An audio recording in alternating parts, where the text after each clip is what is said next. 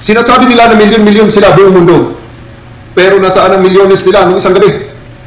Hindi nga nila napuno ang plaza na sa ating pagtaya ay nasa 2,500 lamang ang upuan. Ang ating mga kababayan ay nakatingin sa atin. At ako'y naniniwala na sinusuportahan nila tayo. Huwag kayong maniwala sa propaganda ng SMNI.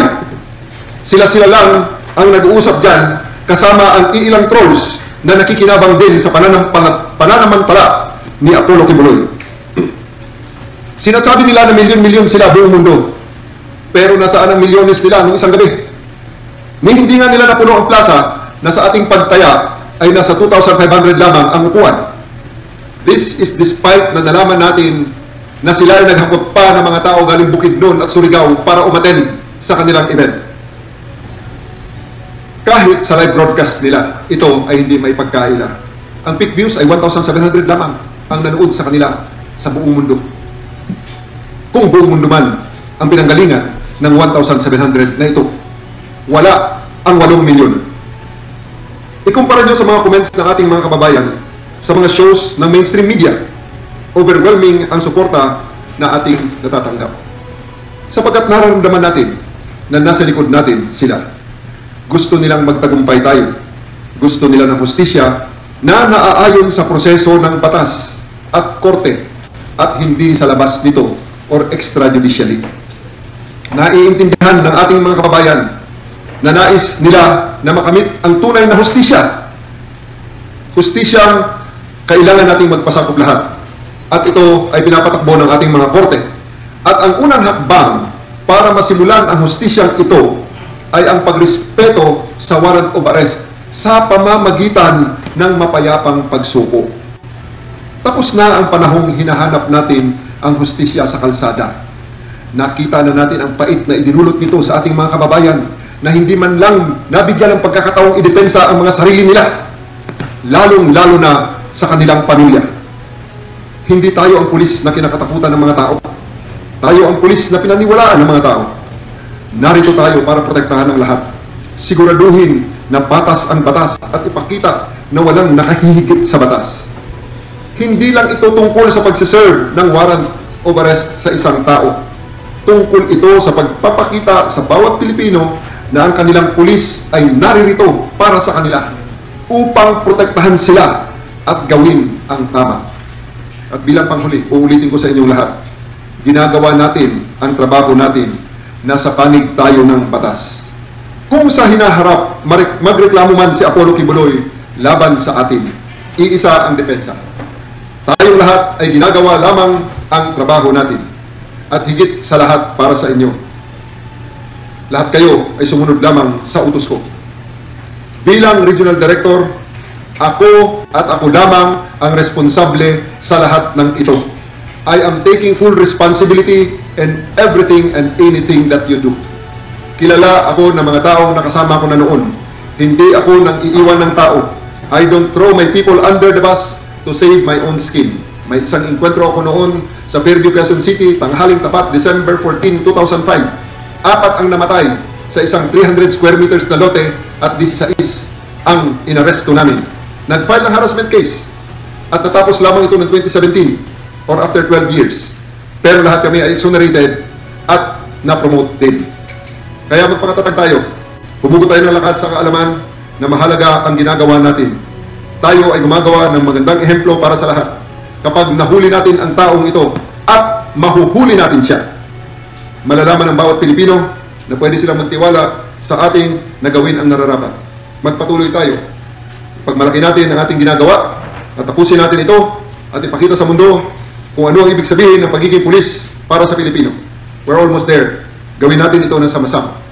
Mabuhay ang PNP, mabuhay ang Dabueño, mabuhay ang Pilipinas, at mabuhay tayong lahat. Thank you po. Kung may mga tanong po kayo. Yes. You are taking full responsibility over the operation? Yes, I do.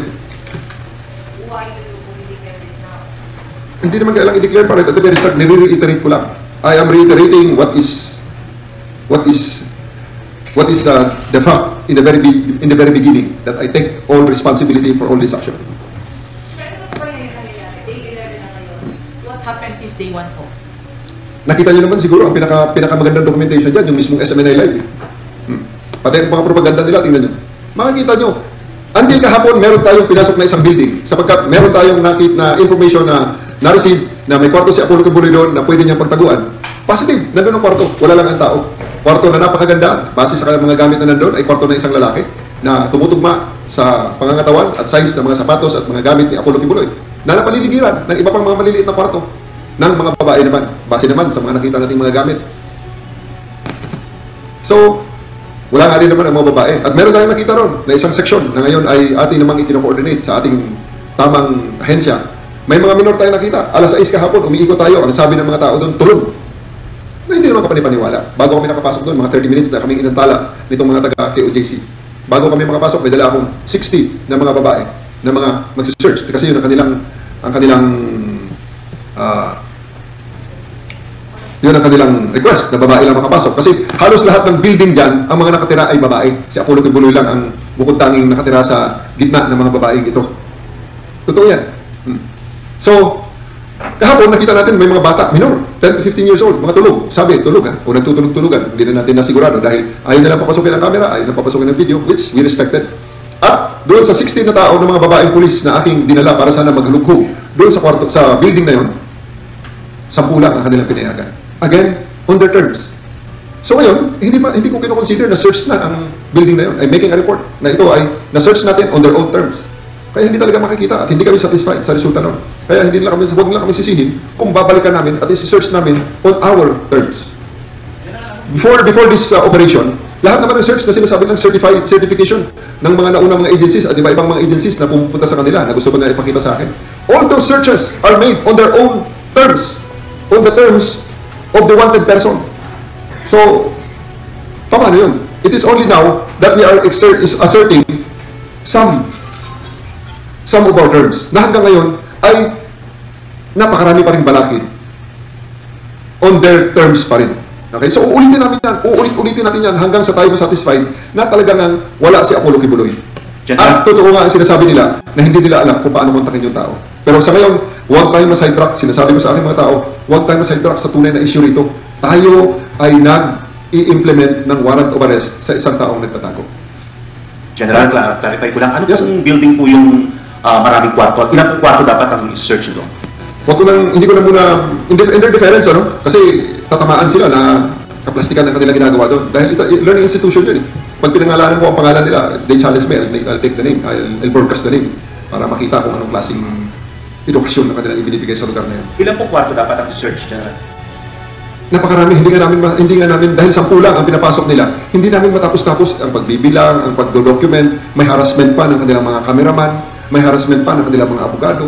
So, we really cannot concentrate on our jobs. Sa inyo pong tingin doon sa kwartong sinasabi po ninyo na mukhang kay Pastor Kibuloy, mukha ba siyang ngayon lang iniwan? Pwede niyo po bang i-describe sa amin, General Pace? Alam nyo, yung mga ganun subjective yun eh. Paano mo masabi kung kagagamit lang o kahapon lang? Like in a hotel, how do you know na kagagamit lang kahapon ng hotel? I really cannot give you a definitive answer regarding that matter. Aminado yan. Unless na it will be on our own terms, papasukin niya ang soko, hahanapin namin ang fibers ng mga buhok, kung kanino mga buhok ang makikita namin sa kama, ngayon, sigurado yan. I-vacuum clean na naman nila yan. Dahil, nakita naman natin kung anong krimen eh. Human trafficking, child abuse. At nakita natin ang mga nagsasalita na ng mga biktima. Wala nang makitang parang nagdidesperado ang ibang mga biktima nga na hanggang sa internet, nilalabas na nila ang kanilang mga karanasan. Kagabi, may lumabas na naman yung Ukrainian na karanasan niya. Walang babae na gusto ilabas ang ganong klaseng karanasan. Sino ba naman ang magiging proud na ganun ang ginawa sa'yo ni Apollo Kibuloy? So, we are really hell-bent on bringing him to justice. Hanapin, kung ito man ay makakuha sila ng legal remedy at patigilin kami ng korte, pangako ko, pag ako inutusan ulit, gagawin ko ulit ito. Hindi natin titigilan ito. Hanggang sa siya ay sumuko. At wala siyang karapatan na mag-demand ng kung ano-ano. Ba't kailangan niyang i-demand sa presidente ang mga papeles na hinihingi niya? Sino ba siya? Is he above the law? Ganun ba talaga? Lahat ng klase ng may mga warrant yun, di magdidemand na rin ang gaya niya na ganito ang papel, ganito ang kailangan kong assurance, ganito. Bago ako sumuko. Ano yun? Hindi naman yata yun ang nakasulat sa batas at hindi naman ang espiritu ng batas.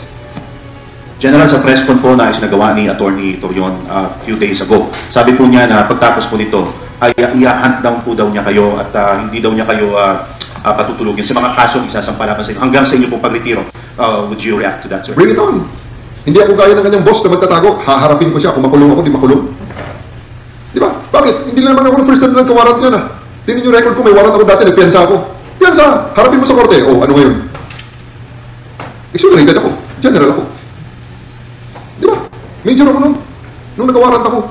Hanggang ngayon nga, hindi ko pa nakukuha yung, naalala ko na naman yung piyansa ko. Dapat bawiin ko yun ah.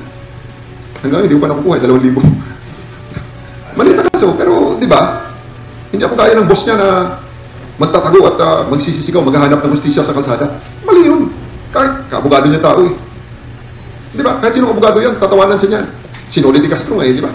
Si Kabayan, di ba? Hindi kami mali. Talaga ang dapat, pag ang tao may kaso, lumabas at harapin ang kanyang kaso. Oh, ano mali doon? I-justify pa niya? Yeah, that's wrong. That's wrong. Kasi pag ganyan ang nangyayari, paano na lang ang iba?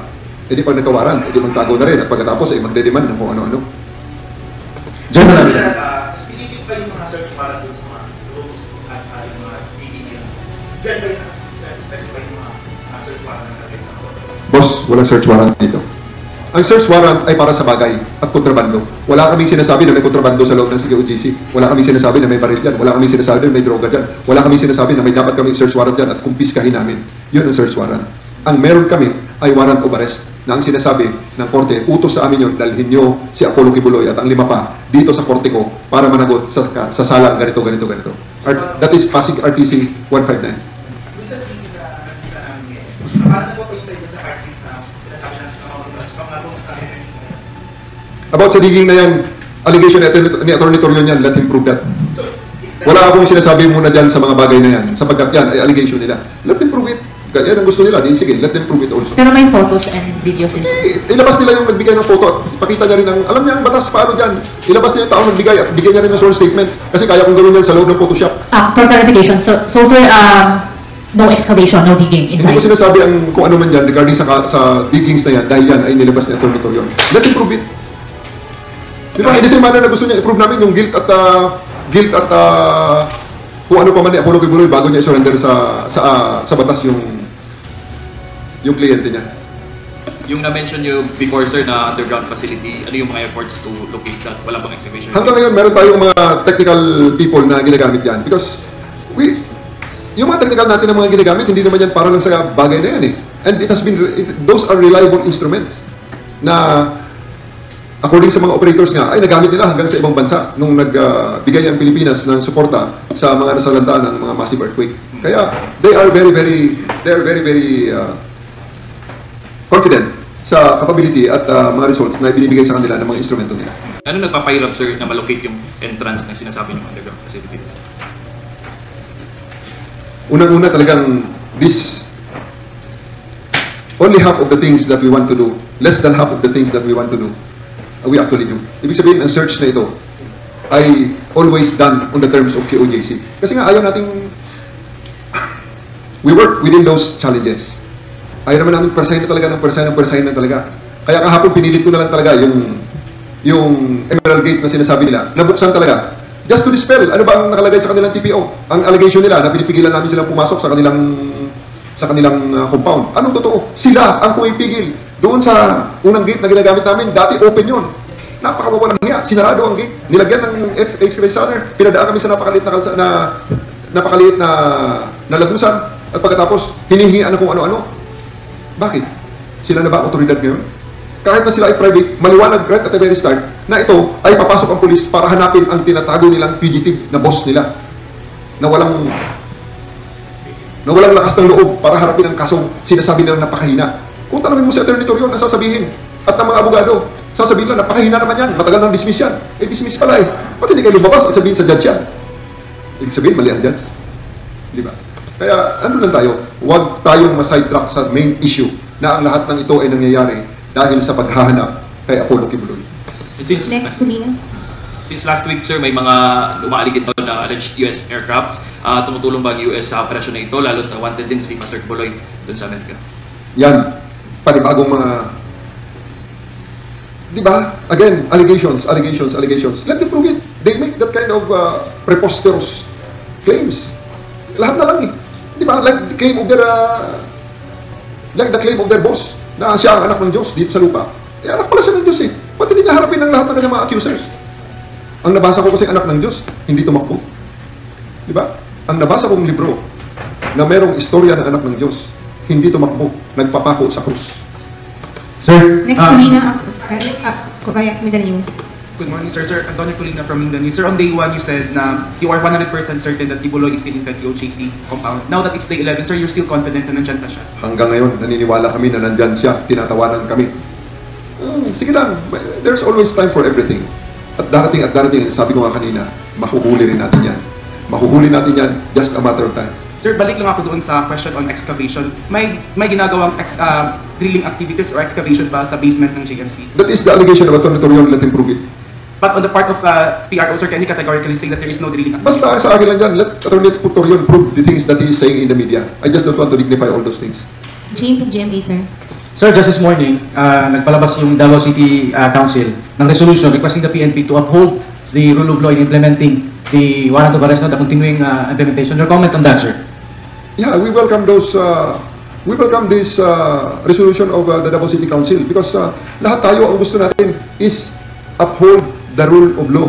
And I do hope that our esteemed council members and the political leadership of not only Davao City but our country as well to call for the concerned people and instrumentalities and everybody, all the Filipino people, to uphold the rule of law. At central to this upholding the rule of law is the respect for the judicial processes. Babalik tayo sa pinakauna na nagsimula ng lahat ng ito. Ano yun? May mandamiento de arresto ang RTC sa Pasig at nagsasabi, dalhin niyo si Apollo Kibuloy dito sapagkat siya ay dapat managot dito sa kaso inaakusa sa kanya, human trafficking at child abuse.